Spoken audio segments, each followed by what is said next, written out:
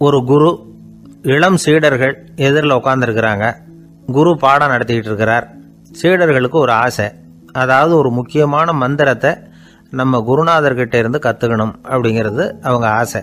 அது என்ன மந்திரம்னா, இறந்தவரை உயிர்ப்பிக்கக்கூடிய புனித மந்திரம், அதாவது செத்தவங்களுக்கு மீண்டும் உயிர் உண்டாக்குகிற மந்திரம். குருவே, தயவு பண்ணி அந்த மந்திரத்தை எங்களுக்கு உபதேசிக்கணும் அப்படின்னு கேட்டாங்க. அது ரொம்ப ஆபத்தானது, அது என்னத்துக்கு உங்களுக்கு வேண்டாமேன்னாராம் குரு. எங்களுடைய நம்பிக்கை உறுதிப்படுறதுக்காகத்தான் கேட்குறோம், வேற ஒன்றும் இல்லை அப்படின்னாங்களாம் சீடர்கள். பக்குவப்படாத அறிவுங்கிறது ரொம்ப ஆபத்தானது அப்படின்னாராம் குரு. இது சீடர்களுக்கு புரியல. அது எப்படிங்க பக்குவப்படாத அறிவு ஆபத்தானதுன்னு சொல்றீங்க, அப்படின்னா என்ன அப்படின்னு கேட்டிருக்காங்க சீடர்கள். குரு அதுக்கு விளக்கம் கொடுத்தாராம். அந்த மந்திரத்தை எப்போ பயன்படுத்தணுங்கிறது முக்கியம். அதை அறியக்கூடிய ஞானம் ஏற்படுகிற வரைக்கும் அதை தெரிஞ்சுக்காம இருக்கிறது தான் நல்லது, இல்லைன்னா ஆபத்துன்னாராம். ஆனால் அந்த சீடர்கள் அதை கேட்குற மாதிரி இல்லை, ரொம்ப பிடிவாதம் பண்ண ஆரம்பிச்சுட்டாங்க. சரி வாங்க சொல்கிறேன்னார் குரு. எல்லாரும் வந்தாங்க. அந்த புனித மந்திரத்தை அவங்களுக்கு ரகசியமாக உபதேசம் பண்ணார். உபதேசம் பண்ணிவிட்டு அவங்களுக்கு எச்சரிக்கையும் கொடுத்தார். இந்த மந்திரத்தை நல்லா ஆராய்ச்சி பார்த்ததுக்கு அப்புறம் தான் உச்சரிக்கணும், அவசரப்பட்டு எதுவும் செஞ்சிடக்கூடாது அப்படின்னு ஒரு தடவைக்கு பல தடவை எச்சரிக்கை கொடுத்தார். சரின்னு சொல்லிவிட்டு அவங்கெல்லாம் மந்திரத்தை கற்றுக்கிட்டு எழுந்திரிச்சு போயிட்டாங்க. ஒரு நாள் அந்த சீடர்கள் எல்லாம் மணற்பாங்கான இடத்துல அப்படியே நடந்து போயிட்டு இருக்கிறாங்க. ஒரு பாலைவன பகுதி மாதிரி ஒரு இடம்.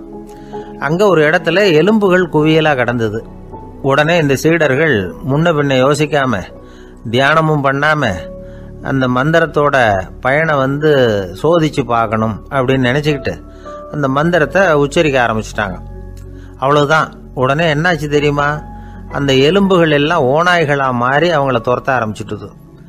சீடர்கள் எல்லாம் தலைதெறிக்க ஓட ஆரம்பிச்சிட்டாங்க. ஓநாய்களும் விடலை, அவங்கள துரத்தி பிடிச்சி கடிச்சு கொதற ஆரம்பிச்சுட்டுது. அப்போதான் அந்த சீடர்களுக்கு குரு சொன்ன அறிவுரையோட அர்த்தம் புரிஞ்சுது. பக்குவப்படாத அறிவு ஆபத்தானது அப்படிங்கிறது. அதனால இதுலேருந்து நாம் தெரிஞ்சுக்க வேண்டியது என்னன்னா, நாம் நம்ம அறிவை வளர்த்துக்கிட்டா மட்டும் போதாது, அந்த அறிவை எப்போ எப்படி பயன்படுத்தணும் அப்படிங்கிற பக்குவமும் நமக்கு வரணும். அப்போ தான் வாழ்க்கை நல்லபடியாக அமையும், இல்லைன்னா இடைஞ்சல் தான். இந்த காலத்தில் சில சின்ன பிள்ளைங்களுக்கே அறிவு ரொம்ப பக்குவப்பட்டிருக்குங்கிறத உணர முடியுது. ஒரு சின்ன பையன் பள்ளிக்கூடத்தில் மார்க் லிஸ்ட் கொடுத்தாங்க, வாங்கிக்கிட்டு அவசரமாக வீட்டுக்கு ஓடினான்.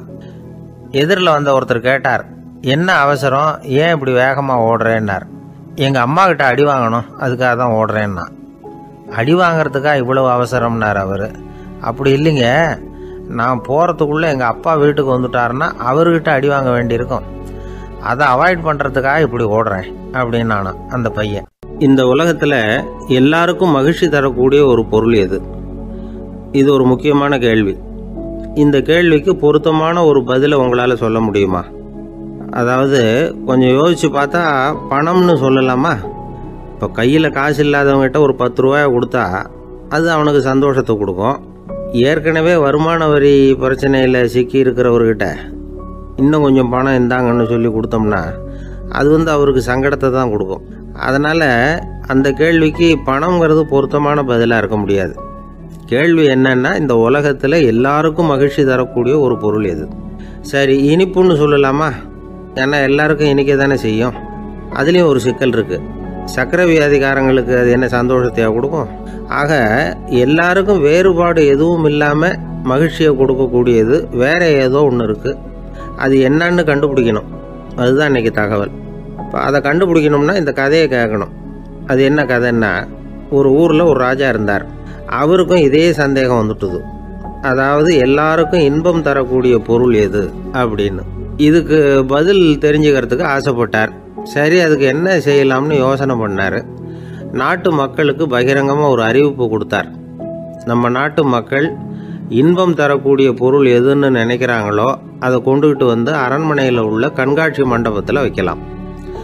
அப்படி அவங்க வைக்கிற பொருள்களில் எது எல்லாருக்கும் இன்பம் தரக்கூடியதாக இருக்குமோ அதை வச்சவருக்கு 1000 பொற்காசுகள் பரிசு அப்படின்னு அறிவிப்பு கொடுத்துட்டார். ஜனங்கள் இந்த அறிவிப்பை கேட்டாங்க. அதுக்கப்புறம் சும்மா இருப்பாங்களா? 1000 பொற்காசுன்னா சும்மாவா? அவங்க கையில் என்னென்ன கிடைச்சதோ அதையெல்லாம் கொண்டாந்து அரண்மனை காட்சி மண்டபத்தில் வச்சுட்டாங்க. அதுக்கப்புறமா ராஜா அங்கே வந்தார். ஒவ்வொன்றா பார்த்துக்கிட்டே வந்தார். முதல்ல ஒரு குயில் இருந்தது, இனிமையாக பாடக்கூடிய குயில். இந்த குயிலோட இன்னிசை எல்லாருக்கும் இன்பம் தரக்கூடியது தான். இருந்தாலும் காது கேட்காதவங்களுக்கு இந்த இசை எப்படி இன்பம் தர முடியும்? அதனால் இது சரியில்லைன்னு விட்டார். அடுத்தபடியாக போனார். அங்கே என்ன வச்சுருக்குறாங்கன்னு பார்த்தா ஒரு அழகான மயில் அங்கே தோகை விரித்து ஆடிக்கிட்டு இருக்குது. இந்த மயிலோட ஆட்டம் மனசுக்கு இன்பம் தரக்கூடியது தான். இருந்தாலும் பார்வை இல்லாதவங்க இந்த ஆட்டத்தை பார்த்து ரசிக்க முடியுமா? முடியாது. அதனால் இதுவும் சரியில்லை அப்படின்னு சொல்லிவிட்டார். அதுக்கு அடுத்தபடியாக போனார். பல வகையான இனிப்பு பண்டங்களை வச்சுருந்தாங்க. பார்த்தார், வயசானவங்களுக்கும் நோயாளிகளுக்கும் இது இன்பம் தராது, துன்பம் தான் கொடுக்கும் அப்படின்னார். இப்படி ஒவ்வொன்றா பார்த்துக்கிட்டே போகிறார். அழகான மலர்கள், கனிகள், ஓவியங்கள் எதுவுமே பொருத்தமாக தெரியல. சகல பேருக்கும் இன்பம் தரக்கூடிய வகையில் எதுவும் இல்லை. கடைசியாக வந்தார். அங்கே ஒரு களிமண் பொம்மை இருந்தது. அது என்ன பொம்மை தெரியுமா? பசியால் வாடி இருக்கிற ஒருத்தருக்கு ஒரு அம்மா இனிமையாக பேசிக்கிட்டு சோறு போடுறது மாதிரி அந்த பொம்மையை செஞ்சுருந்தாங்க. அதுக்கு கீழே அன்பு அப்படின்னு எழுதியிருந்ததுதான். ராஜா பளிச்சுன்னு ஒரு முடிவுக்கு வந்தார். அந்த பொம்மையை செஞ்ச சிற்பியை வரவழைச்சார், பரிசு கொடுத்தார். அன்பு ஒன்று தான் எல்லாருக்கும் இன்பம் அளிக்கக்கூடிய பொருள். காது கேட்காதவங்களும் அதை கேட்க முடியும், பார்வை இல்லாதவங்களும் அதை பார்க்க முடியும், குழந்தைகளும் அதை உணர முடியும் அப்படின்னு அதுக்கு விளக்கம் கொடுத்தார் அந்த மன்னர். இந்த உலகத்தில் எல்லாருக்கும் மகிழ்ச்சி தரக்கூடிய ஒரு பொருள் அன்பு தான். அதை புரிஞ்சுக்கிட்டு தான் சில கணவன்மார்கள் மனைவி பேரில் ரொம்ப அன்பை காட்டிக்கிறது வழக்கம். ஒரு வீட்டு வாசப்படி பக்கமாக மழைக்கு ஒதுங்கினார் ஒருத்தர். மழை தூரிக்கிட்டு இருந்தது, இருட்டு நேரம். அந்த வீட்டில் இருந்தவர், இன்னைக்கு ராத்திரி வேணும்னா இங்கேயே தங்கிட்டு காலையில் போங்க அப்படின்னார். உடனே இவர் சொன்னார், ரொம்ப நன்றிங்க, ஒரு 10 நிமிஷத்தில் ஏதோ வந்துவிடுறேன் அப்படின்னு சொல்லிவிட்டு எங்கேயோ ஓடினார். 10 நிமிஷம் கழித்து திரும்பி வந்தார். ஆமாம், எங்கே போயிட்டு வந்தீங்கன்னு கேட்டார் வீட்டில் இருந்தவர். நேராக எங்கள் வீட்டுக்கு போய் மனைவி கிட்ட இன்னைக்கு ராத்திரி இங்கேயே தங்கிக்கிறேன்னு சொல்லிவிட்டு வந்துட்டேன் அப்படின்னார் அவர். அன்புல இது ஒரு ரகம். இந்த உலகத்தில் எவ்வளவோ உயிரினங்கள் இருக்குது. ஒவ்வொன்றும் ஒவ்வொரு விதமாக சண்டை போடுது. இப்போ 2 மாடு சண்டை போட்டுக்குதுன்னு வச்சுங்க, என்ன பண்ணும்? 2 முட்டிக்கும். அதுக்கு சண்டை போடுறதுக்கு ஆயுதமாக உபயோகப்படுறது அதோட கொம்பு. 2 சேவல் சண்டை போட்டுக்குதுன்னு வச்சுங்க, அதுக்கு ஆயுதமாக உபயோகப்படுறது அதோட கால் நகம். காலால் தான் அது ஒன்றோட ஒன்று சண்டை போட்டுக்கும். ஆனால் 2 மனுஷன் சண்டை போட்டுக்கிறான்னு வச்சுங்க, இவன் இன்னதை தான் ஆயுதமாக உபயோகப்படுத்துவான்னு குறிப்பிட்டு சொல்ல முடியாது. கல்லை எடுப்பான், கத்தி எடுப்பான், துப்பாக்கி எடுப்பான், என்ன வேணாலும் பண்ணுவான். வாயால் திட்டுவான், கையால் அடிப்பான், காலால் உதைப்பான், சகலகலா வல்லவன். விலங்குகள்லாம் பொதுவாக வாயை சாப்பிட்றதுக்கு மட்டும்தான் உபயோகப்படுத்துது. ஆனால் இவனுக்கு சாப்பிட்றதுக்கும் அதுதான், சாப்பிட்டு விட்டு திட்டுறதுக்கும் அதுதான். ஆனால் ஒரு விஷயத்தில் மட்டும் கெட்டிக்கிறேன். அதாவது நாம் சண்டை போட்டுக்கிட்டாலும் பரவாயில்லை, கோழிகள் சண்டை போடாமல் இருக்கணும் அப்படின்னு ஆசைப்படுறான். எதுக்காக? கோழிகள் சண்டை போடாமல் இருந்தால் நிறைய முட்டைகள் போடுமா, அதுக்காக தான் இந்த அக்கறை. கோழி பண்ணை வச்சுருக்கிறவங்களுக்கு இது ஒரு பெரிய பிரச்சனை. அதாவது பண்ணையில் இருக்கிற கோழிகளுக்குள்ளே அடிக்கடி சண்டை வந்துடும். அதனால் முட்டை உற்பத்தி குறைஞ்சிரும். சரி, இதுக்கு என்ன பண்ணுறது? பண்ணையில் போய் உட்காந்துக்கிட்டு தினமும் பஞ்சாயத்து பேசிகிட்டு இருக்க முடியுமா? அமெரிக்காவில் கோழி பண்ணை வச்சுருக்கிற ஒருத்தர் இதை பற்றி யோசனை பண்ணி பார்த்தாராம். ஒரு வழியையும் கண்டுபிடிச்சிருக்கார். கோழிக்கெல்லாம் மூக்கு கண்ணாடி மாட்டி விட்டுட்டோம்னா அது சண்டை போடுற குணம் குறைஞ்சிரும், முட்டை அதிகமாகிடும். அந்த கண்ணாடியில் உள்ள லென்ஸு சிவப்பு நிறத்தில் இருக்கணும், அவ்வளவுதான் அப்படின்னு அவர் கண்டுபிடிச்சாராம். இது ஏற்கனவே நடைமுறையில் கண்டுபிடிக்கப்பட்ட ஒரு விஷயம். ஆனால் எல்லா கோழிக்கும் சிவப்பு மூக்கு கண்ணாடி எப்படி மாட்டி விடுறது? அப்படியே மாட்டி விட்டாலும் அது நழுவாமல் இருக்கணுமே. இப்போ நாமெல்லாம் நடு விரலால் மூக்கு கண்ணாடி நடுவில் தொட்டு அப்படி ஸ்டைலாக சரி பண்ணிக்கிறோம். அது மாதிரி கோழி எப்படி சரி பண்ணிக்கும்? இதுதான் பிரச்சனை. இதுக்கு அவர் என்ன வழி கண்டுபிடிச்சாருன்னா, கோழிக்கெல்லாம் மூக்கு கண்ணாடிக்கு பதிலாக விழியொட்டு வில்லைகள், கான்டாக்ட் லென்ஸ், அதை பொருத்தி விட்டா என்ன அப்படின்னு யோசனை பண்ணார். அதே மாதிரி பண்ணார். அதே மாதிரி செஞ்சு பார்த்தார், வெற்றி. அதுக்கப்புறம் கோழியெல்லாம் சண்டை போட்டுக்கலையாம், சமாதான பிரியர்கள் ஆகிட்டு தான். கோழிகளுக்கு இயல்பாகவே சண்டை போடுற குணம் உண்டு. ஆனால் அதோட கண்ணுக்கு பார்க்குற பொருள்லாம் ரோஜா நிறத்துலையோ அல்லது இன்னும் சொல்ல போனால் அழுத்தமான சிவப்பு நிறத்துலையோ தெரிஞ்சதுன்னா சண்டை போடுற குணம் குறைஞ்சிருதான். அந்த சமயத்தில் அது அதிகமாகவும் முட்டையிட ஆரம்பிச்சுடுதான். அதே நேரத்தில் இறை எடுக்கிறத கூட குறைச்சிக்குதான். இது ஏன் இப்படி பண்ணுதுங்கிறது விஞ்ஞானிகளுக்கு இன்னமும் புரியலையா. எப்படியோ அமெரிக்க கோழிகள்லாம் கான்டாக்ட் லென்ஸ் பொருத்திக்க ஆரம்பித்தாச்சு. கோழி கழுத்தை பிடிச்சிக்கிட்டு ஒரு சில வினாடிகளில் அதை பொருத்தி விட்றாங்களாம். கோழியோட ஆயுள் பூரா அது அப்படியே இருக்குமா. பண்ணையில் முட்டை உற்பத்தி குறைஞ்சா இது மாதிரி விஞ்ஞானபூர்வமாக பரிகாரம் தேடுறது தான் நல்லது. நமக்கு வேண்டியப்பட்ட ஒருத்தர் அவர் ஒரு கோழி பண்ணை வச்சுருந்தார். அந்த பண்ணையில் பாதி கோழி திடீர்னு செத்து போச்சு.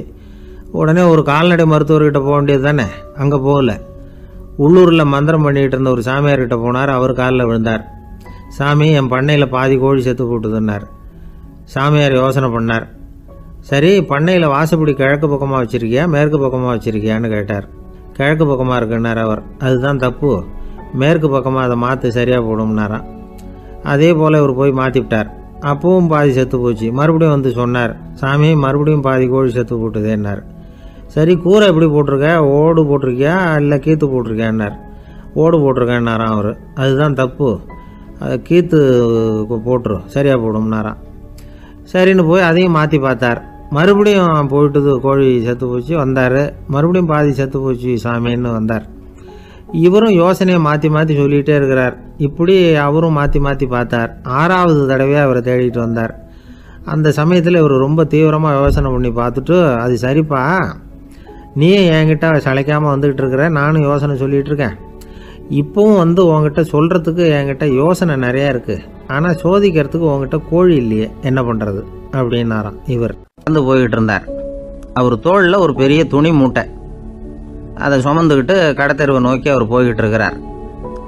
வழியில் அவரை சந்தித்தார் உமர்.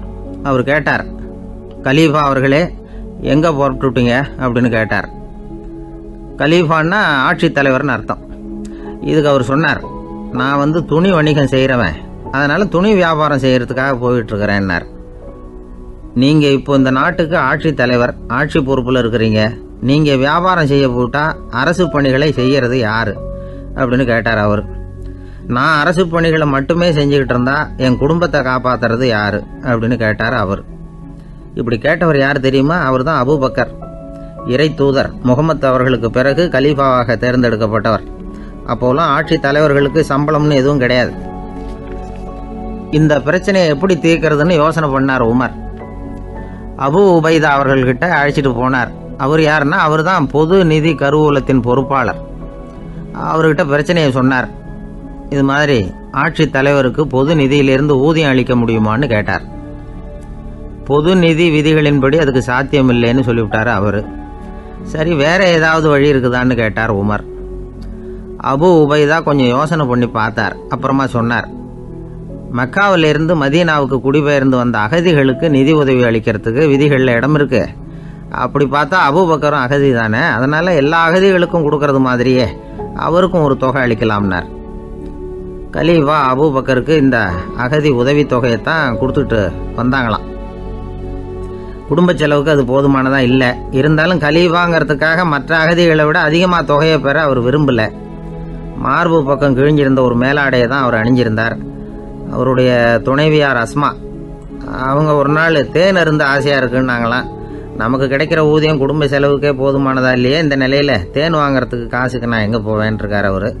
கொஞ்ச நாள் கழித்து அவங்க ஒரு தொகையை அவர்கிட்ட கொடுத்து தேன் வாங்கிட்டு வர சொன்னாங்களாம். இவருக்கு ஆச்சரியம், ஏது இந்த பணம்னு கேட்டிருக்காரு. நீங்கள் தினமும் குடும்ப செலவுக்காக கொடுத்துக்கிட்டு வந்த பணத்தில் கொஞ்சம் கொஞ்சமாக மிச்சப்படுத்தி வச்சேன்னாங்களாம். அபூபக்கர் அந்த பணத்தை எடுத்துக்கிட்டு நேராக பொது நிதி கருவூல பொறுப்பாளர்கிட்ட போனார். இந்த பணத்தை பொது நிதியில் சேர்த்துருங்க, இது அதிகப்படியாக எனக்கு தரப்பட்டு வந்த ஊதியம், அடுத்த மாதத்திலேருந்து இந்த தொகையை குறைச்சிங்கன்னு வேற சொல்லிவிட்டாராம்.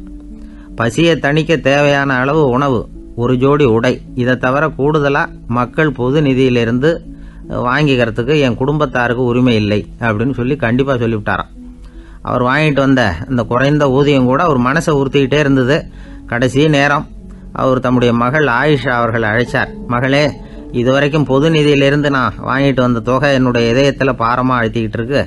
என் தோட்டத்தை விற்று அதில் வர்ற பணத்திலிருந்து நான் இதுவரைக்கும் வாங்கிட்டு வந்த ஊதிய தொகையை கணக்கு போட்டு பொது நிதியில் சேர்த்து விடு அப்படின்னாராம். பதவி ஏற்கிறதுக்கு முன்னாடி தன்கிட்ட இருந்ததை விட இப்போ கூடுதலாக என்ன சொத்து இருக்குன்னு பார்த்துருக்கார். ஒரு ஒட்டகம், ஒரு கோப்பை, ஒரு பணியாள். இதையும் அடுத்தபடியாக கலீஃபாவா வர்றவர்கிட்ட ஒப்படைச்சிருங்க அப்படின்னு விட்டாராம். அதே மாதிரி அடுத்து வந்த உமர்கிட்ட ஒப்படைச்சாங்க. அப்போ உமர் சொன்னாராம், அபூபக்கரே, இந்த முன்மாதிரியால் உங்களுக்கு பிறகு இந்த ஆட்சி பொறுப்பை ஏற்கிறவர்களை பெரும் நெருக்கடிக்கு ஆளாகி விட்டீங்க. அப்படின்னு சொல்லி ரொம்ப கண் கலங்கினாராம். கடைசியாக அபூபக்கர் தன்னுடைய குடும்பத்தாருக்கு விட்டு சென்ற சொத்து ஒரு படுக்கை விரிப்பு, ஒரு போர்வை, அவ்வளவுதான். இது சிந்திக்க வேண்டிய ஒரு செய்தி. ஒரு ஊரில் ஒரு மன்னர் இருந்தாராம். அமைச்சர் அவர்கிட்ட சொன்னாராம், மன்னா, நம்ம ராஜ்யத்தில் இனிமே லஞ்ச ஊழலே இருக்காதுன்னாராம். ஆஹா, அப்படின்னா ஊழல் பேர் வழிகளையெல்லாம் நாடு கடத்தியாச்சா அப்படின்னு கேட்டிருக்காரு மன்னர். இதுக்கு அவர், அப்படி இல்லைங்க, இனிமே கொடுக்கறதுக்கு ஜனங்கள்கிட்ட பணமே இல்லை அப்படின்னாராம். ஒரு நண்பர் இருக்கார். எப்போ பார்த்தாலும் கையில் ஒரு புத்தகம் இருக்கும். புத்தகம் இல்லாமல் எங்கேயும் புறப்பட மாட்டார். எதுக்காக இப்படி எடுத்துகிட்டு போகிறீங்க அப்படின்னு கேட்டால், எனக்கு இது ஒரு நல்ல நண்பன் மாதிரி. இந்த காலத்தில் எங்கே போனாலும் காத்திருக்க வேண்டியிருக்கு. அது மாதிரி சமயத்தில் நான் நண்பன் கூட பேசிக்கிட்டு இருப்பேன் அப்படிம்பாரான். ஒருத்தர் ஒரு பெரிய அரச பதவியில் இருந்தார். அவர் பதவியிலிருந்து இறங்க வேண்டிய சூழ்நிலை. அரசு கொடுத்துருந்த வீட்டை விட்டுட்டு வெளியில் வர்றார். வரும்பொழுது 2 கையிலையும் 2 பெட்டியை எடுத்துகிட்டு வந்தாராம். சார், உங்களுடைய உடைமைகள் அப்படின்னு கேட்குறாங்க அங்கே இருந்த ஊழியர்கள். இவர் தன்னுடைய கையில் இருக்கிற பெட்டியை காட்டி, இதுதான் என்னுடைய சொத்து அப்படின்னாராம். ஒரு பெட்டியில் அவருடைய உடைகள், இன்னொரு பெட்டியில் அவர் விரும்பி படிக்கிற புத்தகங்கள், அவ்வளவுதான். இதுதான் இருந்துதான். புத்தகம் படிக்கிறது மனசுக்கு நல்லதுங்கிறது நமக்கு தெரியும். புத்தக வாசிப்பு உடம்புக்கும் நல்லதுங்கிறாங்க. அது நமக்கு ஆச்சரியமாக தான் இருக்குது. ஒரு நபர் ஒரு வருஷத்தில் சராசரியாக 2000 பக்கங்களை படிச்சிருக்கணுமா, யுனெஸ்கோ பரிந்துரை.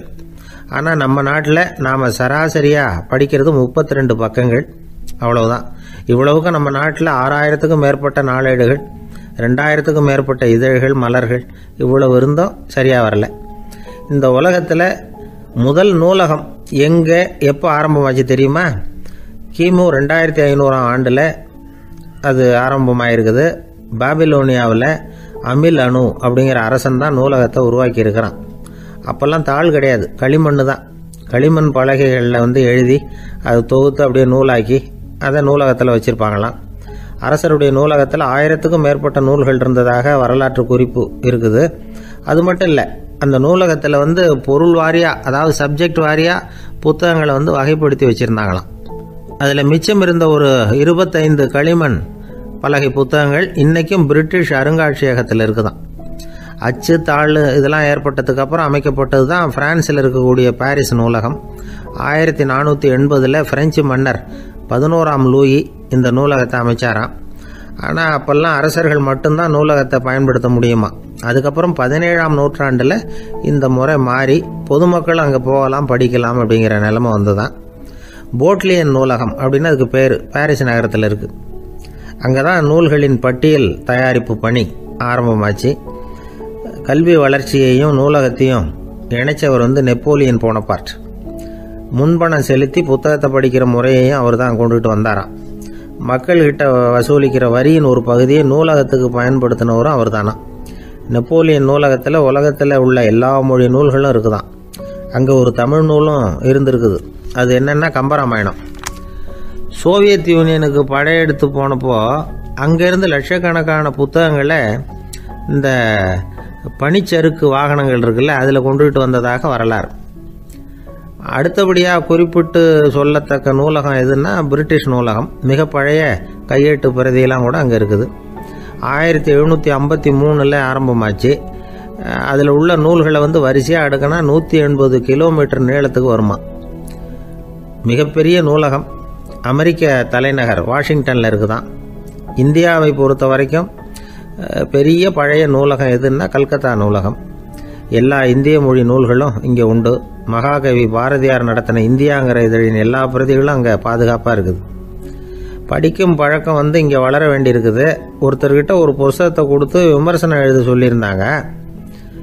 கொஞ்ச நாள் கழித்து அவரை போய் பார்த்து, என்னங்க புஸ்தகத்தை படித்து பார்த்தீங்களா அப்படின்னு கேட்டாங்களாம். இதுக்கு அவர் சொல்லியிருக்கிறார், இன்னும் நான் படித்து பார்க்கலிங்க, இப்போ தானே விமர்சனமே எழுதி முடிச்சிருக்கிறேன், இனிமே தான் படிக்கணும் அப்படின்னாராம். ஒருத்தர் ரொம்பவும் மகிழ்ச்சியாக வந்துக்கிட்டு இருந்தார். என்ன விஷயம்னு விசாரித்தேன். நான் தோற்று போயிட்டேன், அதுதான் மனசுக்கு மகிழ்ச்சியாக இருக்குது அப்படின்னார். எனக்கு இது ரொம்ப ஆச்சரியமாக போச்சு. இந்த உலகத்தில் தோற்று போகிறவங்க யாரும் மகிழ்ச்சியாக இருக்கிறது இல்லை. அப்படி இருக்கிறப்ப இவர் இப்படி சொல்கிறாரே, எங்கே தோற்று போனீங்கன்னு கேட்டேன். அதுக்கப்புறம் தான் அவர் விவரமாக சொன்னார். என்னோட 5 வயசு குழந்தையோட நான் விளையாடிக்கிட்டு இருந்தேன். அந்த விளையாட்டில் என் குழந்தை ஜெயிச்சுட்டுது, நான் தோற்று போயிட்டேன் அப்படின்னார் ரொம்ப உற்சாகமாக. நான் யோசித்து பார்த்தேன். அதாவது நாம் சின்ன குழந்தையாக இருக்கிறப்போ எந்த விளையாட்டில் கலந்துக்கிட்டாலும் அதில் நாம் தான் ஜெயிக்கணும்னு ஒரு வெறி நமக்குள்ளே இருக்கும். நம்மளை எதிர்த்து விளையாடுறவர் நல்லவரா கெட்டவரா, பெரியவரா சின்னவரா அப்படிங்கிறதெல்லாம் முக்கியம் கிடையாது. அவர் தோற்று போகணும், நாம் ஜெயிக்கணும், அதுதான் முக்கியம். எதிரியை சந்தோஷப்படுத்த விளையாடுகிற கலை அப்போ நமக்கு தெரியறதில்ல.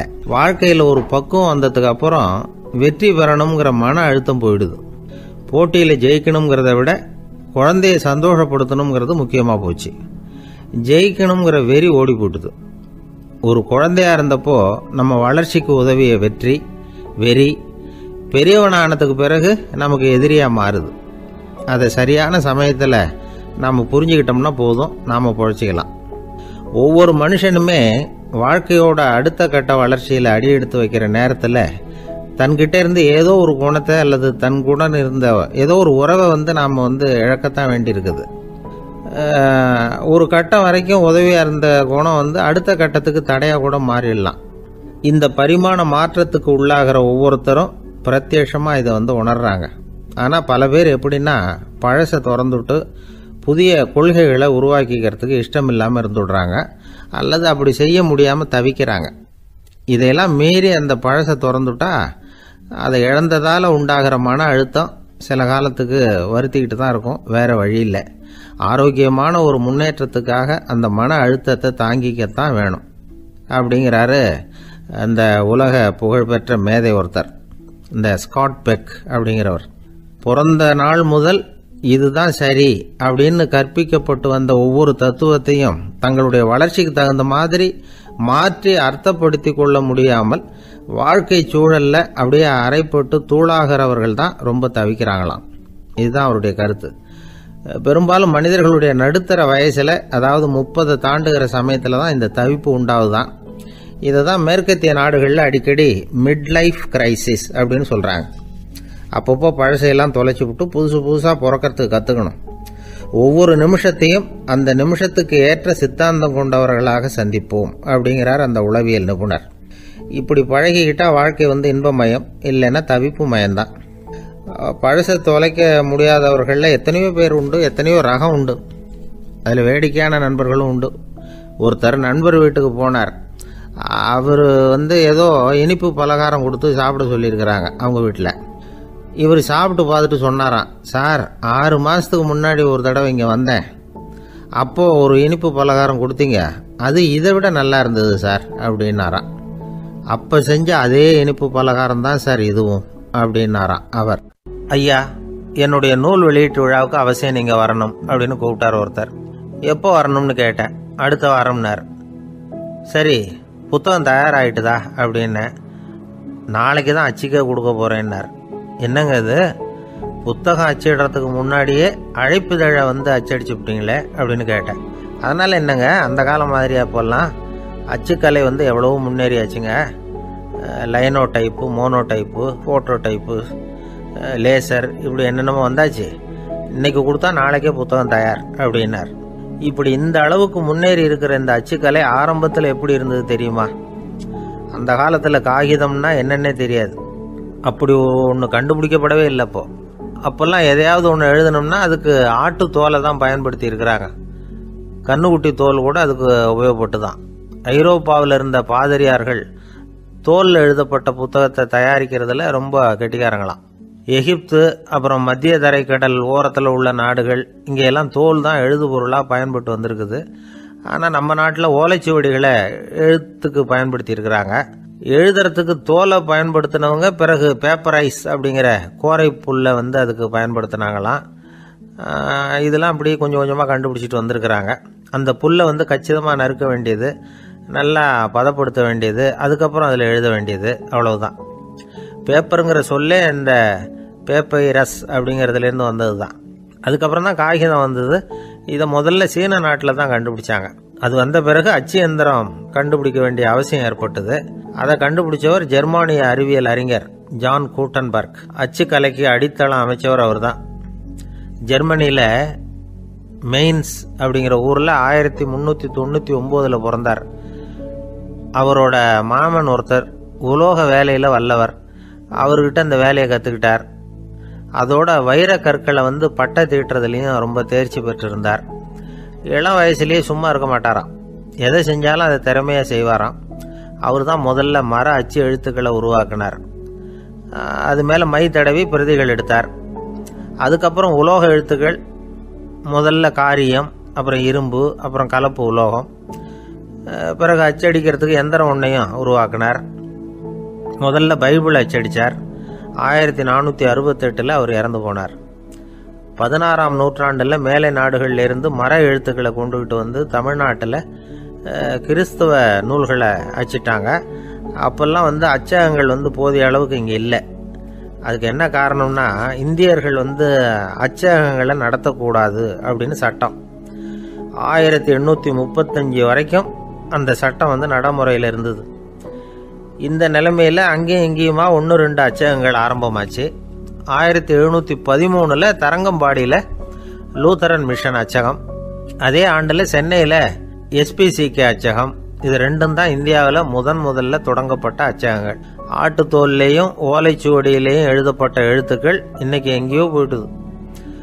ஆனால் நம்ம ஊரில் எழுத்தாளர்கள் நிலைமை தான் ஒன்றும் சொல்லிக்கிறது மாதிரி இல்லை. நம்ம ஆள் ஒருத்தர் சொன்னார், சார், நான் சொந்தத்தில் ஒரு அச்சாபீஸ் வச்சுருந்தேன், இப்போவும் வச்சுருக்கிறேன். அதனால் என்னுடைய படைப்புகளை புத்தகமாக வெளியிடுறதுல எனக்கு ஒன்றும் கஷ்டம் இல்லை. வருஷத்துக்கு ஒரு புத்தகம் எழுதி வெளியிட்டுருவேன். 15 வருஷமாக இலக்கிய உலகத்துக்கு இப்படி சேவை செஞ்சுக்கிட்டு வர்றேன். ஆனால் இந்த வருஷம்தான் வாசகர்கள் எனக்கு பாராட்டு விழா நடத்தி இருக்கிறாங்க அப்படின்னார். இந்த வருஷம் அப்படி என்ன விசேஷம் அப்படின்னு கேட்டோம். இந்த வருஷம்தான் நான் எந்த புத்தகம் எழுதி வெளியிடாமல் இருந்தேன், அதுக்காகத்தான் எனக்கு இந்த பாராட்டு விழா அப்படின்னார். ஊருக்கு வெளியில் அமைதியான ஒரு இடம், அங்கே ஒரு ஆசிரமம், அங்கே ஒரு சாமியார். அவர் தினமும் நல்ல போதனைகள்லாம் செய்வார். பல பேர் போய் அங்கேயே சில நாள் தங்கி இருந்து அவர் சொல்கிற அறிவுரைகளை எல்லாம் கேட்டுக்கிட்டு வர்றது வழக்கம். ஒரு தடவை அவரை பார்த்துட்டு போகிறதுக்காக 3 வெளியூர் தம்பதிகள் வந்தாங்களாம். அந்த மடத்திலேயே சாப்பிட்டுக்கிட்டு தங்கி இருந்து அவங்களுடைய போதனைகளை கேட்டுக்கிட்டு போகணுங்கிறது அவங்க நோக்கம். காலையில் குளிச்சுட்டு பூஜையில் உட்காந்தார் அந்த சுவாமி. இவங்களும் குளிச்சுட்டு அந்த பூஜையை பார்க்கறதுக்காக அவர் முன்னாடி உட்காந்தாங்க. பூஜை ஆரம்பமாச்சு. சம்பிரதாயப்படி அது ரொம்ப நேரம் நடந்துக்கிட்டே இருக்குது.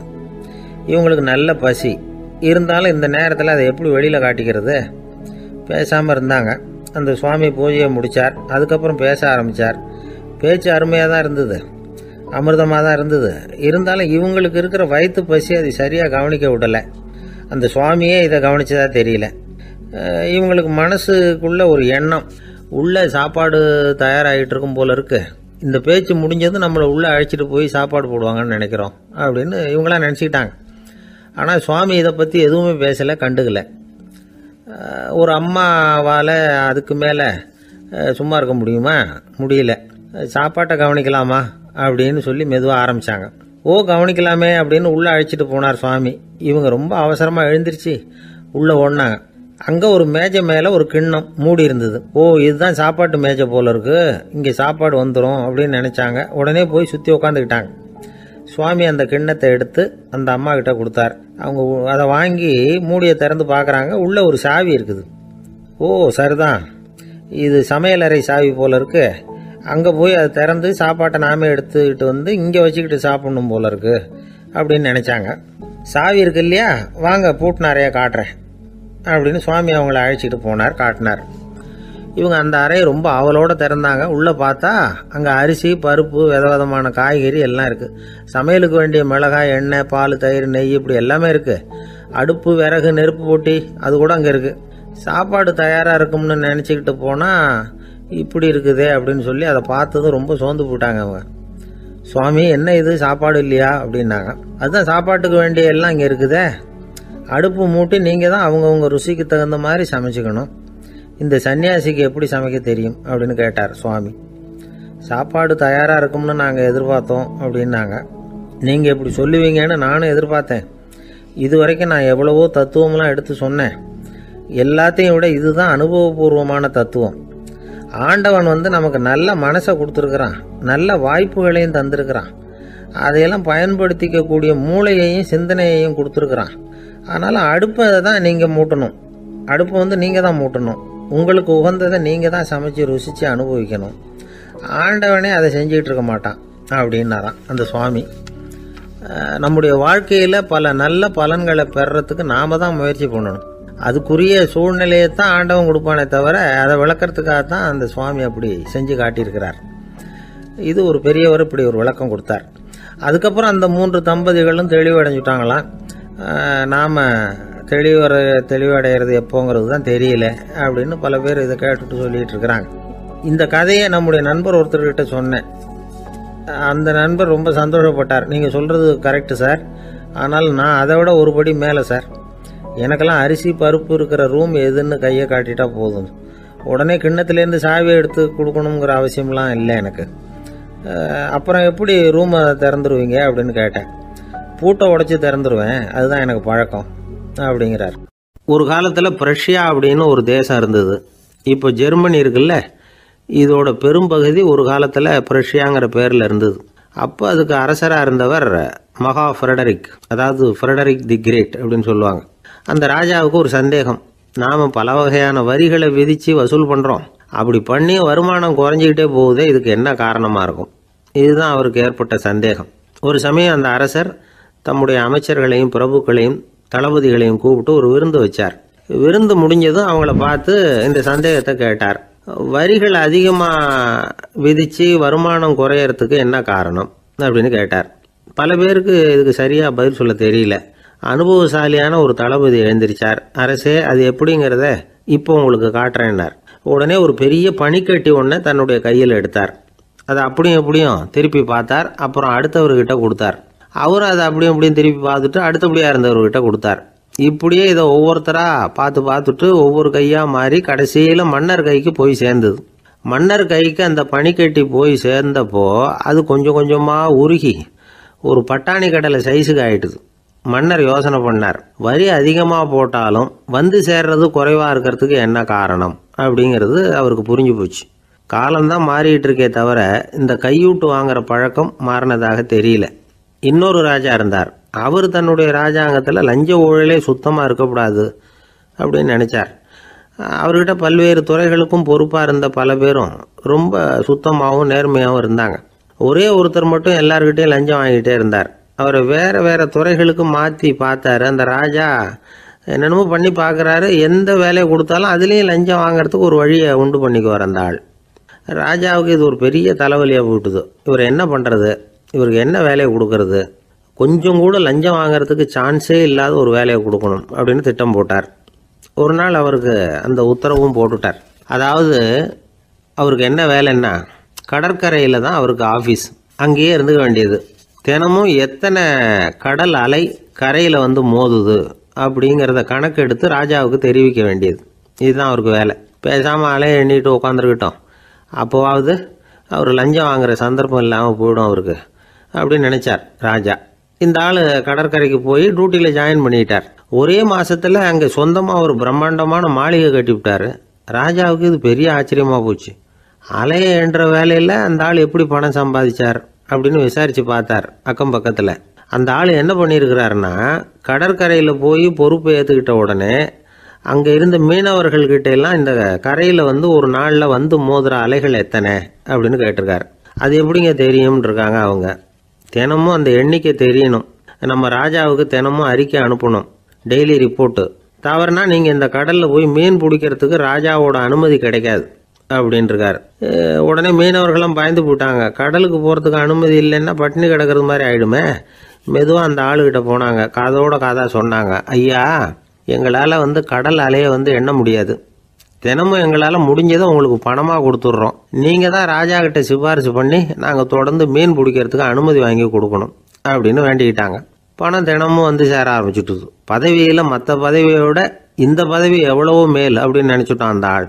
அது மட்டும் இல்லை, தயவு பண்ணி என்னை இந்த இடத்த விட்டு மாற்றி விடாதீங்க சார் அப்படின்னு வேற கேட்க ஆரம்பிச்சிட்டானா. கிபி 1078 வருஷம் மார்ச் மாதம் 19ஆம் தேதி திங்கட்கிழமை அதிகாலை நேரம் ஒரு குழந்தை பிறந்தது. எங்க தெரியுமா? காஸ்பியன் கடலுக்கு தெற்கே பாரசீக மொழி வழங்கிய தபரிஸ்தான் மாநிலத்துல ஜீலான்கிற புனித நகர், அதோட புறநகர் பகுதியில் உள்ள நீப்புங்கிற ஊர்ல தான் அந்த குழந்தை பிறந்தது. அந்த இடம் இப்போ ரஷ்யாவில் இருக்கு. அந்த குழந்தை யாருன்னு நினைக்கிறீங்க? அதுதான் முஹித்தீன் பெருமான், ஆன்மீக சாதனைகள் புரிந்த மகான். முஹைத்தீன் ஆண்டகை தன்னுடைய 18வது வயசுல உயர்கல்விக்காக ஜீலான் நகரத்தை விட்டு பகுதாத் நகரத்துக்கு புறப்பட்டு போறார். இளம் பிராயம் தானே, அதனால துணைக்கு ஒரு வர்த்தக கூட்டத்தோட சேர்ந்து போயிட்டு இருக்கிறார். ரொம்ப தூரம் போகணும். ஒவ்வொரு இடமா தங்கி தங்கி போயிட்டு இருக்கிறாங்க. ஒரு இடத்துல ஒரு கொள்ளை கூட்டம் பயங்கரமான ஆயுதங்களோட அவங்கள வழிமறிச்சுட்டுது. அந்த வர்த்தக கூட்டம் வச்சிருந்த பொருள்களை எல்லாம் அவங்க பறிச்சு விடுறாங்க. இவங்களும் பயந்துகிட்டு இருந்தது எல்லாத்தையும் அவங்க கிட்ட கொடுத்துடுறாங்க. முஹைத்தீன் ஆண்டகை மட்டும் இதையெல்லாம் பார்த்துக்கிட்டு தனியா ஒதுங்கி நிக்கிறார். ஒரு 18 வயசு பையன் மட்டும் இப்படி தனியா அநாத சிறுவன் மாதிரி நின்றுட்டு இருக்கிறத அந்த கொள்ளை கூட்டத்தில் இருந்த ஒருத்தன் பாக்குறான். கிட்ட நெருங்கி வர்றான். அலட்சியமாவும் கிண்டலாவும் உங்ககிட்ட ஏதாவது இருக்குதா அப்படின்னு கேக்குறான். இவங்கிட்ட என்ன இருக்க போகுது அப்படிங்கிற நம்பிக்கையில அவன் அப்படி கேக்குறான். உடனே இவரு இருக்குதே, என்கிட்ட 40 தீனார் இருக்கு அப்படிங்கிறார். இப்படி சொல்லியும் அந்த கொள்ளைக்காரனுக்கு நம்பிக்கை வரல. என்னடா அவன் விளையாடாத, பொய் சொல்லாத, உண்மையை சொல்லு அப்படிங்கிறான். அவன் உண்மையைத்தான் சொல்றேன், என்கிட்ட 40 தீனார் இருக்கு அப்படிங்கிறார். இவர் எங்க வச்சிருக்கிற அப்படின்னு கேக்குறான். சட்டையின் விழாப்புறத்துல உள்ள பகுதியில அதை வச்சு தச்சிருக்கிறாங்க அப்படின்னு உண்மையை சொல்றார். உடனே கொள்ளை கூட்ட தலைவன் அதை கத்தியால கீறிப்பார் அப்படின்னு உத்தரவு போடுறான். அந்த சட்டையை கிழிக்கிறாங்க. உள்ள இருந்து 40 பொற்காசுகளும் பொல பொலன்னு கீழே கொட்டுச்சு. அதை பார்த்த உடனே அந்த கொள்ளை கூட்ட தலைவன் மலைச்சு போய் நின்னுட்டான். காசை பார்த்துட்டு அவன் மலைச்சு போகல, பொய் பேசாத அந்த பையனோட நேர்மையை பார்த்துட்டு அவன் அப்படி நின்னான். மெதுவா அந்த பையன் கிட்ட வந்தான். ஏன்பா நீ என்ன பணக்கார குடும்பமா அப்படின்னு கேட்டான். அப்படிலாம் இல்ல, எனக்கு அப்பா இல்ல, அம்மா மட்டும்தான் உண்டு. எங்க அப்பா எனக்குன்னு விட்டு போன சொத்தே இந்த 40 தீனார் தான் அப்படின்னாரு இவர். அப்படி இருந்துமா உண்மை பேசணும்னு ஆசைப்பட்டேன், என்கிட்ட ஒண்ணும் இல்லைன்னு ஒரு வார்த்தை சொன்ன உன்னை விட்டுருப்போமே அப்படின்னா அவன். அப்படி இல்லைங்க, நான் இறைவன் திருநாமத்தை அறியக்கூடிய கல்வி ஞானத்துக்காக இப்ப போயிட்டு இருக்கிறேன்.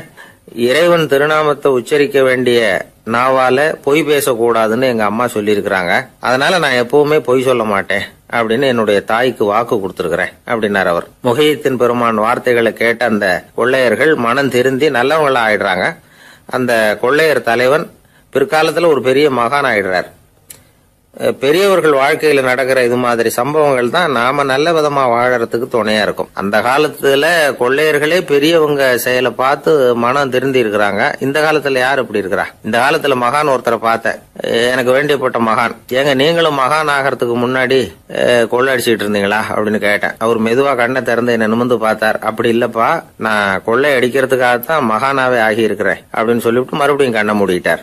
21ஆம் வருஷம் செப்டம்பர் மாசம் 22ஆம் தேதி மதுரை மேலமாசி வீதியில உள்ள ஒரு வீடு. அங்க அன்னைக்கு நடந்த ஒரு அற்புத நிகழ்ச்சி பின்னாடி உலக மக்களை எல்லாம் ஆச்சரியப்பட வச்சுது. இந்திய வரலாற்றிலேயே அது ஒரு முக்கியமான நிகழ்ச்சி. உலக மக்கள் கவனமெல்லாம் காந்திஜியின் பக்கம் திரும்புறதுக்கு காரணமா இருந்த நிகழ்ச்சி அது. கதர் துணி பிரச்சாரத்துக்காக காந்திஜி மதுரைக்கு வந்திருந்தார். சென்னை துணி வணிகர் சங்கத்தின் துணைத் தலைவர் ஒருத்தர் இருந்தார், ராம்ஜி கல்யாண் சேட்ஜி. அவருடைய வீடு மதுரை மேலமாசி வீதியில் இருந்தது. அந்த வீட்டில் தான் காந்திஜி தங்கியிருந்தார். அப்போ வயலுக்கு போற உழவர்கள்லாம் சின்ன சின்ன துண்டை இடுப்புல கட்டிக்கிட்டு கலப்பையை தூக்கிக்கிட்டு தெருவில் நடந்து போறதை கவனிச்சார். ஏற்கனவே சேலத்துக்கு தெற்க பல பகுதிகளில் ஆண்களும் பெண்களும் அரைகுறை ஆடைகளோட உழைச்சிக்கிட்டு இருக்கிறத கண்ணால கண்டிருக்கிறார் அவரு. இந்தியரின் சராசரி உடை இவ்வளவுதான் அப்படிங்கிறத புரிஞ்சுக்கிட்டார். மனசை இன்னும் பண்ணியிருக்குது. ராத்திரி பூரா அதை பத்தியே யோசனை. 22/9/21 வியாழக்கிழமை காலையில காந்திஜி எழுந்திருக்கிறார். அவர் கூட தங்கியிருந்தவங்களையெல்லாம் பார்த்து சொன்னார், இன்னையிலிருந்து அறையில முழு அகலத்துண்டு தான் கட்டுவேன். குளிர் அதிகமாக உள்ள காலங்களில் மட்டும் போர்வை ஒன்றும் உபயோகப்படுத்துவேன். மற்றபடி மேலங்கியோ குல்லாவோ எதுவும் போட்டுக்க மாட்டேன். தற்காலிகமாக இந்த ஏற்பாட்டை 1 மாசத்துக்கு ஏற்றுக்குவேன். அதுக்கு பிறகு உசிதம் போல எண்ணி பார்த்து முடிவு பண்ணுவேன் அப்படின்னார். அவருடைய குரல் உறுதியாக இருந்துதான். உடனே செயலில் இறங்கினார். தம்முடைய 10 முழ வேட்டி, மேலங்கி, உள் சட்டை, குல்லா எல்லாத்தையும் களைஞ்சார். வேட்டியிலிருந்து ஒரு 4 முழ துணியை எடுத்துக்கிட்டார். இதுக்கு உதவி செஞ்சவர் அன்னைக்கு விருதுநகரில் பிரபல தொண்டராக இருந்த பழனிக்குமார பிள்ளை. வெட்டி எடுத்த துண்டை நீள வாக்கில் ரெட்டையாக மடித்தார். அதை இடுப்பில் துண்டு மாதிரி கட்டிக்கிட்டாரு. தலையில் சின்ன உச்சி குடுமி, அறையில் சின்ன துண்டு. அண்ணல் காந்தி ஆண்டி கோலத்தில் காட்சி அளிக்கிறார். கூட இருந்தவங்களை பார்த்து காரைக்குடிக்கு புறப்படலாமே அப்படின்னார். அவர் நண்பர்களும் சீடர்களும் திகைச்சு போய் நிற்கிறாங்க. இந்த விரதம் நிரந்தரமாக ஆயிடுமோங்கிற பயம் அவங்களுக்கு. எப்படியோ இந்த விவரம் ராஜாஜிக்கு அன்னைக்கு பிரபலமாக விளங்கின தேசபக்தர் டாக்டர் TSS ராஜனுக்கு எட்டுச்சு. உடனே 2 பேரும் ஓடி வந்தாங்க. வேண்டாமே இந்த கோலம் அப்படின்னாங்க. காந்திஜி தன்னுடைய முடிவில் உறுதியாக இருந்தார். ராஜாஜி என்னென்னமோ வாதமெல்லாம் பண்ணி பார்த்தார். உங்களுடைய வாதத்துக்கு என்னால் பதில் சொல்ல முடியல, இருந்தாலும் நான் செய்கிறது தான் சரிங்கிறதுல எனக்கு சந்தேகம் இல்லை. இன்னைக்கு அதிகாலை 3 மணி இருக்கும். நான் ஓரளவு விழிச்சுக்கிட்டேன். அதாவது உறக்கமும் விழிப்புமா இருந்த நிலையில எனக்கு இந்த எண்ணம் உண்டாச்சு. இது என்னுடைய அந்தராத்மாவின் ஆணை, அதை என்னால் மீற முடியாது அப்படின்னு சொல்லிவிட்டாராம் காந்திஜி. கதர் பிரச்சாரத்துக்காக காரைக்குடிக்கு கிளம்பினார். வாசல்ல 4 மோட்டார் வண்டிகள் காத்துக்கிட்டு இருந்தது. வீதியில 2 பக்கமும் ஜனங்கள். காந்திஜி இடுப்பு துணியோட மோட்டார் வண்டியில ஏறினார். நண்பர்களும் சீடர்களும் மக்களும் உடல் சிலிர்க்க அந்த காட்சியை பார்க்குறாங்க. மோட்டார் வண்டி நகர ஆரம்பிக்குது. எப்பேற்பட்ட காட்சி அது! சுக்கநாத பெருமானியே கூலி ஆளாக்கிய அப்படி ஆக்கி மண் சுமக்க வச்ச மதுரை இல்லையா, அந்த மதுரை தான் காந்திஜி துறவி கோலம் கொள்றதுக்கும் காரணமாக இருந்திருக்குது. இது இன்னைக்கு எத்தனை பேருக்கு தெரியும்? ஒரு தடவை காந்திஜி நேருவும் சுற்றுப்பயணம் செஞ்சாங்களாம். ஒரு இடத்துல நடந்து போயிட்டு இருக்கிறாங்க. குறுக்க ஒரு வாய்க்கால். நேரு என்ன பண்ணார் தெரியுமா? தன்னுடைய இளமை துடிப்பை காட்டுறதுக்காக கொஞ்சம் தூரம் பின்னாடி போய் அங்கேருந்து வேகமாக ஓடி வந்து அந்த வாய்க்காலை தாண்டினாராம். காந்திஜி அப்படி பண்ணல. பக்கத்தில் இருந்த பாலம் வழியா அந்த வாய்க்காலை கடந்து வந்தார். நேரு காந்திஜியை பார்த்து சிரிச்சுக்கிட்டே, என்ன மாதிரி நீங்களும் தாண்டி இருக்கலாமே அப்படின்னாராம். அதுக்கு காந்திஜி சிரிச்சுக்கிட்டே சொன்னாராம், 2 அடி முன்னேறதுக்காக 5 அடி பின்னாடி போறதா அப்படின்னாராம். ஒரு ஊர்ல ஒரு ராஜா இருந்தார். அந்த ராஜாவுக்கு ஒரு புள்ள. அந்த புள்ளைக்கு விவரமே தெரியாது. அவன் ஒரு முட்டாளுங்கிறது எல்லாருக்கும் தெரியும். ஆனாலும் அவன் தான் அடுத்தபடியாக ஆட்சிக்கு வர வேண்டியவன். ஆட்சி பொறுப்பை ஏற்க வேண்டிய ஒருத்தன் இப்படி இருந்தால் என்ன பண்ணுறது அப்படிங்கிறது எல்லாருக்கும் உள்ள கவலை. மன்னர் அமைச்சர்களை கூட்டினார். ஆலோசனை கேட்டார், என்ன பண்ணலாம்னு. இவனை இன்னொரு நாட்டு பல்கலைக்கழகத்துக்கு அனுப்பி பார்க்கலாம். அங்கே போய் படிச்சுட்டு வரட்டும். நிறைய படிச்சுட்டு நல்ல ஞானத்தோடு திரும்பி வரட்டும். அதுக்கப்புறம் பார்த்துக்கலாம் அப்படிங்கிறது அவங்க சொன்ன ஆலோசனை. மன்னருக்கும் அது சரின்னு தோணுச்சு. மகனை வெளி தேசத்துக்கு அனுப்பி வச்சார். இவனும் போனான். ஒரு பல்கலைக்கழகத்தில் சேர்ந்தான். நிறைய படித்தான். அதுக்கப்புறம் தந்தைக்கு ஒரு கடிதம் எழுதினான். தந்தையே, நான் நிறைய படிச்சுட்டேன், இனிமேல் நாடு திரும்பலாம்னு நினைக்கிறேன் அப்படின்னு எழுதினான். மன்னருக்கு ரொம்ப மகிழ்ச்சி. அதாவது புள்ள படிச்சுட்டான் அப்படிங்கிற ஆனந்தம். உடனே பையன் திரும்பி வர்றதுக்கு ஏற்பாடு பண்ணார். இளவரசன் நாடு திரும்பினான். அதை கொண்டாடுறதுக்காக அரண்மனையில் ஒரு பெரிய விருந்துக்கு ஏற்பாடு பண்ணியிருந்தாங்க. முக்கியமானவங்கள்லாம் அதில் கலந்துக்கிட்டாங்க. அந்த விருந்துக்கு முனிவர் ஒருத்தரும் வந்திருந்தார். அவர் இளவரசன் கிட்ட போய் உட்காந்து விசாரிக்கிறார். என்னப்பா, எப்படி படிச்சிருக்கிற அப்படின்னு கேட்டார். நிறைய படிச்சுட்டு வந்திருக்கிறேங்க அப்படின்னா அவன். என்னெல்லாம் படித்த அப்படின்னாரான். எல்லாத்தையும் விவரமாக சொல்லியிருக்கிறான். அவன் அப்படி சொல்லிட்டு இருக்கும் பொழுதே முனிவர் என்ன பண்ணார், தன்னுடைய மோதிரத்தை கழட்டி உள்ளங்கையில் வச்சு அப்படியே மூடிக்கிட்டாரான். அப்படியே கையை நீட்டி அவன் முன்னாடி காட்டினார். இந்த பாருப்பா, என் கைக்குள்ள என்ன இருக்கு சொல்லு பார்க்கலாம் அப்படின்னாரான். இளவரசன் ஒரு கணம் யோசிச்சான். அதுக்கப்புறம் உங்க கைக்குள்ள இருக்கிறது வட்டமான ஒரு பொருள், நடுவில் ஒரு துளை இருக்கும் அப்படின்னானா.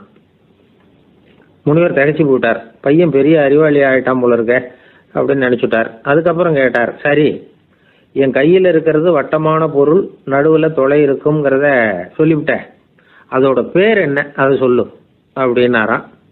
இளவரசன் கொஞ்சம் யோசனை பண்ணியிருக்கான். அப்புறம் சொன்னானா, முனிவரே, நான் படித்த விஞ்ஞானம் உங்களுக்கு பதில் சொல்றதுக்கு உதவலை, இருந்தாலும் பதில் சொல்றேன், அது ஒரு வண்டி சக்கரம் அப்படின்னானா. இப்பதான் முனிவர் யோசிச்சாராம். அவருக்கு புரிஞ்சுதான், அதாவது முட்டாளை படிக்க வைக்கலாம், ஆனால் சிந்திக்க வைக்க முடியாது அப்படிங்கிறத அவர் புரிஞ்சுக்கிட்டாராம். தகவல் அறிவு ஞானமாகாது அப்படிங்கிறார் ஓஷோ.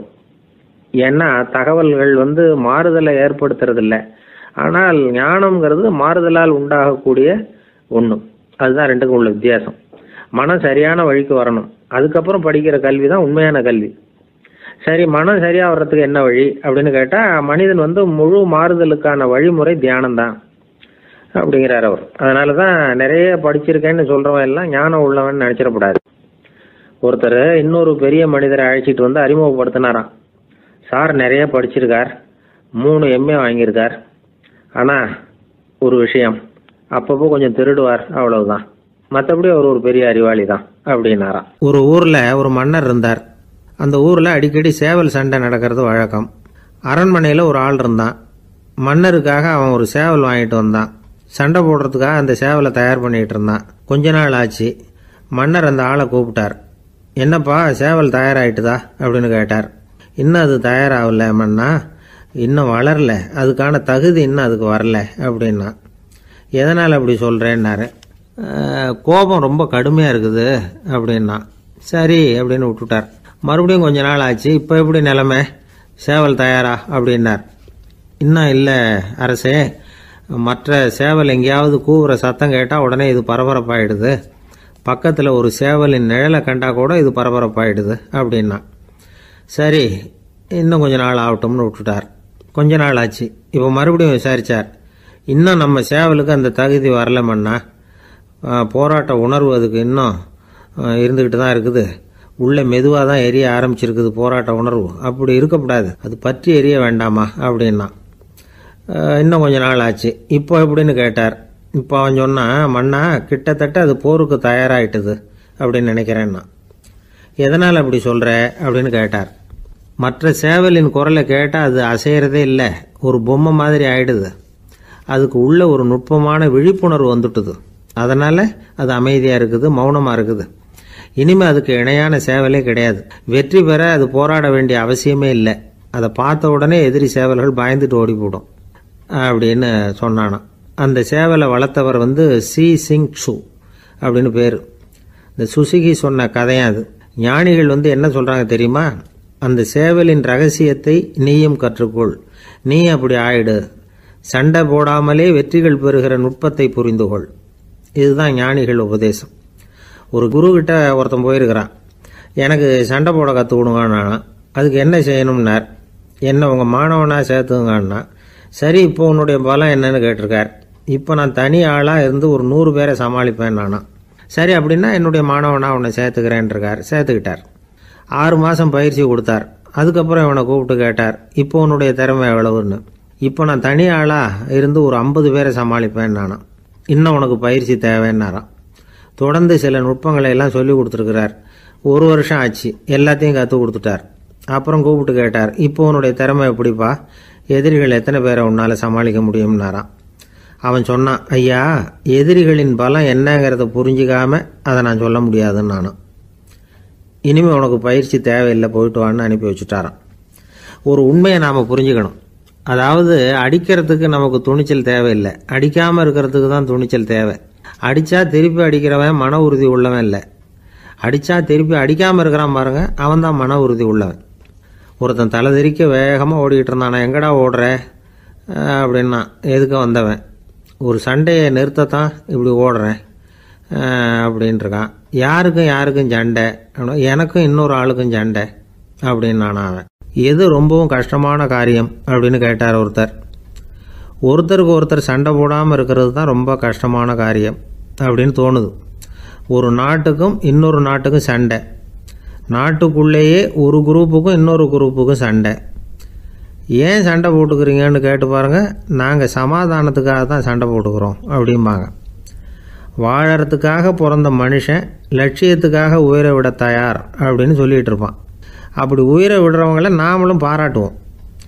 ஆனால் ஒன்றுமில்லாத விஷயங்களுக்கெல்லாம் சண்டை போடுறவங்களெல்லாம், அப்படிப்பட்டவங்களையும் சரி உயிரை விடுறவங்களையும் சரி என்னென்னு சொல்கிறது, யுத்தங்களாலேயும் சண்டைகளாலேயும் நாம் அடையிறது என்னங்கிறது ஒரு பக்கம் இருக்கட்டும், இழக்கிறது என்ன தெரியுமா, ஏராளமான உயிர்கள்.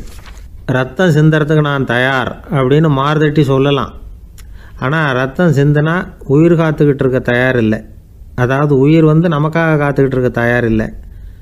இழக்கிற ரத்தத்தை ஈடுகட்டினா தான் உயிரை காப்பாற்ற முடியும். அதனால் இது சம்மந்தமாக ஆராய்ச்சி செய்கிற கட்டாயம் ஏற்பட்டு போச்சு.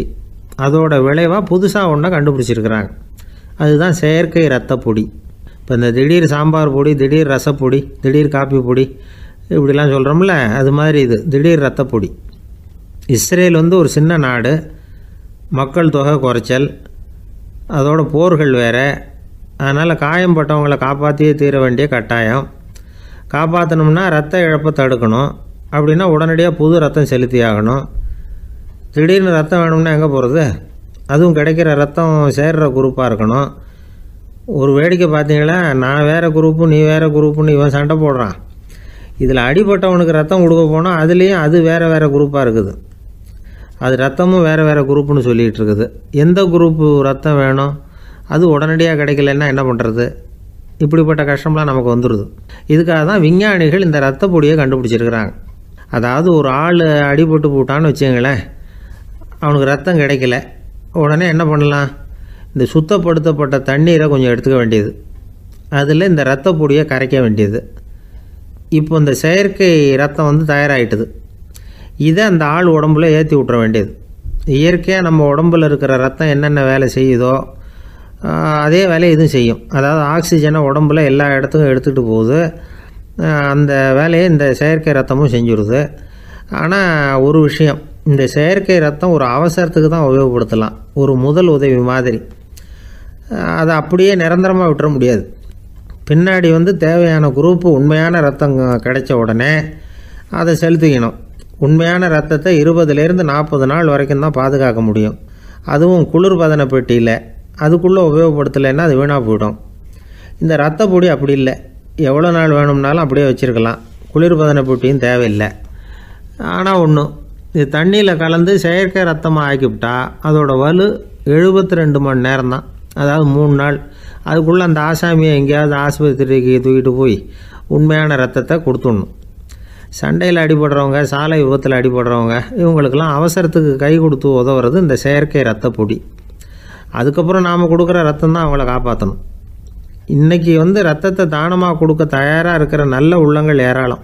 எவ்வளவு ஆக்சிடெண்ட்டு, ஆப்ரேஷன், இதில் சம்மந்தப்பட்டவங்களை வந்து காப்பாற்றுறது நாம் தானமாக கொடுக்குற ரத்தம் தானே. ஒரு ஆக்சிடெண்ட்டு, ஒரு ஸ்கூட்டர் ஒரு ஆள் மேலே மோதி விட்டுது, பார்த்து வரக்கூடாதா அப்படின்னா அந்த ஆள், நீ தான் பார்த்து நடக்கணும், ஏன்னா 20 வருஷமாக நான் அந்த ஸ்கூட்டரை ஓட்டிகிட்டு இருக்கிறேன் அப்படின்னானா இவன். இதுக்கு அவன் சொன்னானா, நீ தான் பார்த்து ஓட்டணும், ஏன்னா 40 வருஷமாக நான் இப்படி நடந்துக்கிட்டு இருக்கிறேன் அப்படின்னானா. ஒருத்தர் அவசரமாக போய்கிட்டு இருந்தார். எங்கே போய்கிட்டு இருக்கீங்க அப்படின்னு கேட்டார் ஒரு பெரியவர். கடைக்கு போகிறேன் சார், சாமான் வாங்கிறதுக்கு அப்படின்னார். அங்கே போகிறதுக்கு முன்னாடி தெரிஞ்சிக்க வேண்டியதெல்லாம் தெரிஞ்சுக்கிட்டீங்களா அப்படின்னு கேட்டார் பெரியவர். கடைக்கு போய் காசை கொடுத்து ஒரு பொருளை வாங்கிட்டு வரப்போகிறோம், இதில் தெரிஞ்சிக்க வேண்டியது என்ன இருக்குது அப்படின்னார் அலட்சியமாக. இப்போ அந்த பெரியவர் பேச ஆரம்பித்தார். இந்த உலகத்தில் எந்த ஒரு செயலில் இறங்குறப்போவும் நாம் நல்லா ஆலோசனை பண்ண வேண்டிய விஷயம் 5 அப்படின்னார். உதாரணமாக, ஒருத்தன் கடைக்கு போய் ஏதோ ஒரு பொருளை வாங்கிட்டு வர போகிறான்னு வச்சுக்கோங்களேன். அப்போ கூட அவன் வந்து 5 விஷயங்களை பற்றி தெரிஞ்சுக்க வேண்டியிருக்குது அப்படிங்கிறார் அவர். முதல்ல அந்த பொருள் எப்படிப்பட்டது அப்படிங்கிறத தெரிஞ்சுக்கணும். 2வதா தன்னை பற்றியும் தெரிஞ்சுக்கணும். அப்போ தான் அந்த பொருள் தனக்கு தேவையா இல்லையா அப்படிங்கிறத புரிஞ்சுக்க முடியும். 3வதா தெரிஞ்சுக்க வேண்டியது ஒன்று இருக்குது. அது என்னன்னா, அந்த பொருளை அடையறதுக்கு வழி என்ன அப்படிங்கிறது தெரிஞ்சுக்கணும்.